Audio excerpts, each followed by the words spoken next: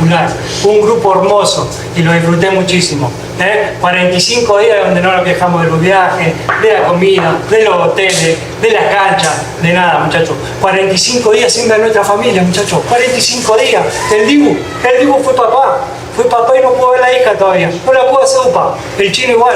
Lo vio un ratito nomás. Tuvo un ratito nomás, muchachos. ¿Y todo por qué? Por este momento. Porque teníamos un objetivo, muchachos. Teníamos un objetivo y estamos un pasito a conseguirlo.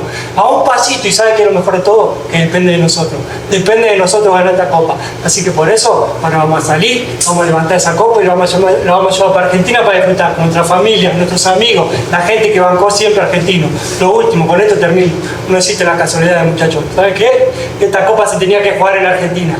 Y Dios la trajo acá. Dios la trajo acá para que la levantemos en el Maracaná, muchachos. Para que sea valiendo para todos. Así que salgamos confiados y tranquilos que esta la vamos a llevar para casa. ¡Vamos!